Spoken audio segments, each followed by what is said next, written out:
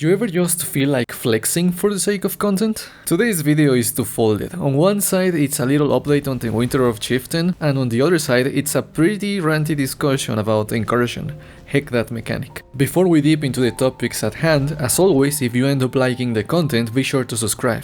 With Blight slowly decaying away, we are now officially on the 3.9 waiting room, and that means that there is little to no reason to invest into a new build until the expansion drops. Blight's scuffed economy makes it pretty hard to gear up a new character, let alone improve an already existing one. However, that doesn't mean that you cannot try, as it just means that upgrades to existing gear are pretty rare, and in most cases you're better off crafting, corrupting, or looting the stuff yourself, which is where I wanna talk about the Orb Chieftain. If you haven't watched the build guide, there's a link in the description to that video, and if I figure out how to do it on the YouTube video manager thingy, it'll be on screen. As a whole, the character is pretty good. Yes, I am shilling my own character, but out of everything I posted this league, this one resonates with me the most. The damage is there, the health is there, the fun factor is there, and it isn't wacky, unlike a couple of the builds I may have posted on the channel. Personally, I think he's pretty unique, which makes him really appealing to play. So coming back to upgrading him, there are not many routes to take in order to make him stronger. While you could go crit, I wouldn't really recommend it because that requires heavy investment for diminishing returns. So what I did was get some level 21 gems and keep leveling the character. He is now at 96 and I'm working towards 97. With a dexterity node taken on the tree, I can afford to convert the amulet into a talisman, but that requires Jorgin to be on research. I'll probably grind that one later this week. It won't be a fat DPS bump, but I can afford to wear a talisman instead of the amulet I currently have. Another thing that happened was that I crafted another chest because I wanted more life on it.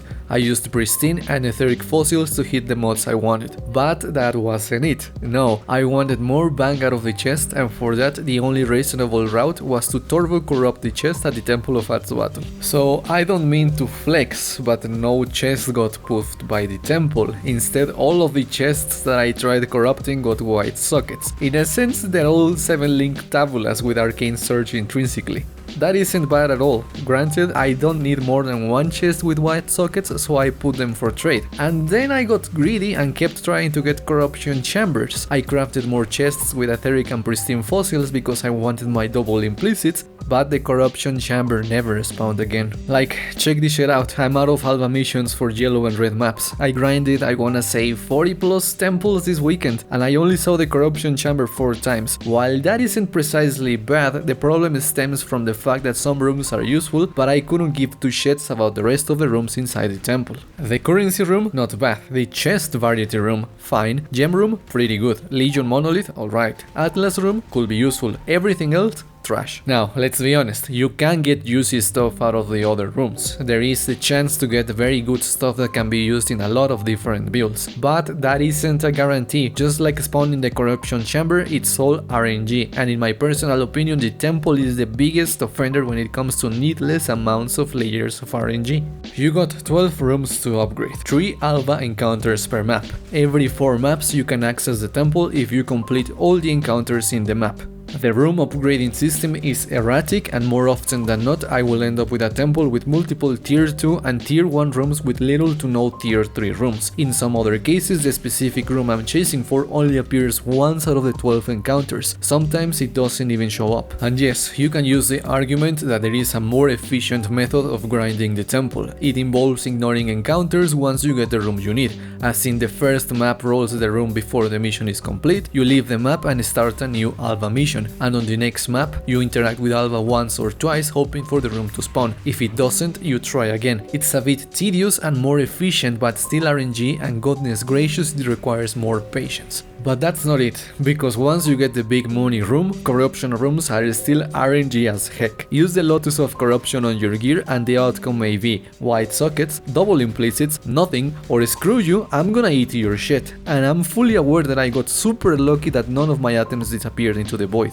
But you gotta admit, while 4-6 white socketed items back to back is a bit obnoxious, getting 4 corruption chambers out of at least 40 temples is an even bigger nuisance. I don't know about you, but I feel like something has to be done about Incursion. It's the most tedious out of all master encounters. Nico and Einhar are the least obnoxious and their payout can be huge. Sana is great for getting maps you don't have, and on 3.9 I'll be curious how they're gonna shift her mechanic considering the changes to the Atlas. June can be a bit frustrating with the syndicate members behaving erratically, but that still offers some control rather than just leaving it all to chance. Alva on the other hand is a coin toss, a dice roll and a riddle while under time pressure. It can give you a huge payout or it can screw you over, and more likely than not it's gonna screw you over real good. I'd like to see something done to Incursion's RNG. I want less randomness. Granted, I don't know if they're gonna do something for 3.9, but I'd certainly like to see that. Since we're talking about 3.9, let's come back to the Chieftain. I don't wanna close the video with Incursion rambles, so let's talk about the future with the character and skill. I don't know if GGG is going to nerf, change or do something to Winter Orb, hopefully not. What I do know, however, is that the Shaper and Elder items are not going to be a common thing. A good Watcher's Eye, for example, is not gonna be something cheap nor easily obtainable, and this character relies on one. Shaper and Elder bases are also going to be in high demand. While certain bases like maces are not precisely expensive, don't expect to get a good rolled one rather cheaply as these past leaks. Getting a Shaper or Elder helmet with a Winter Orb enchantment is probably going to be an achievement on its own, so keep that in mind.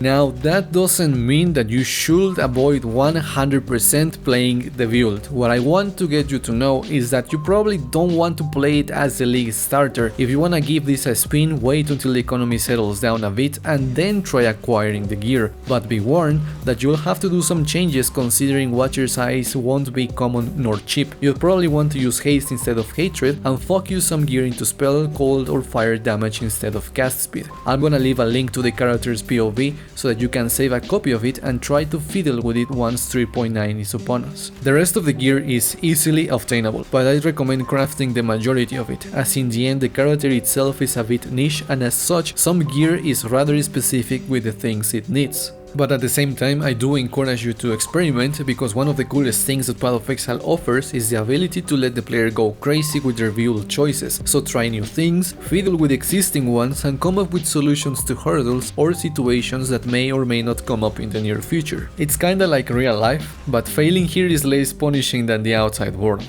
But yeah, that's it for today's video. The Blight League review recap thing is still in the works and hopefully I'm gonna have it ready before the weekend, so keep an eye out for that. With all of that being said, I'm out. If you enjoyed the content, be sure to subscribe to the channel. We're gonna be back with more content soon. Trust. Thanks for watching and I'll see you on the next one.